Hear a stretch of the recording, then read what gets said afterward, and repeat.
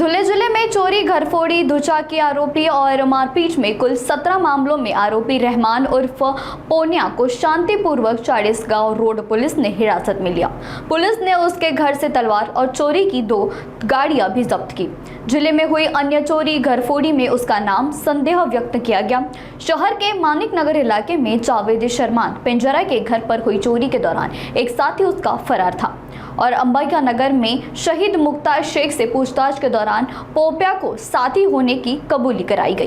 Police निरीक्षक सुरेश कुमार घुसरे ने बताया कि पोपिया ने पिंजारी के घर से 3,75,000 रुपए नकद और 5 ग्राम सोने की चोरी करने की बात कबूल की। नमस्कार, मी पोलीस निरीक्षक सुरेश कुमार घुसर, 40गाव रोड, धुळे।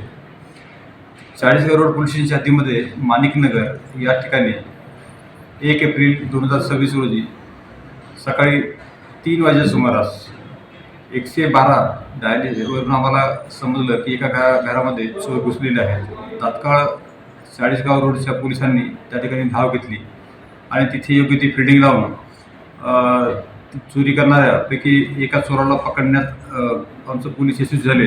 जो पकडला त्याचं नाव शाहिद मुख्तार शेख आहे। त्याच्याविरुद्ध अलग अलग गुन्हे दाखल आहेत आणि तिथून जो पळून गेला होता तो रेहान फरदीन खान उर्फ पोपण्या हा होता।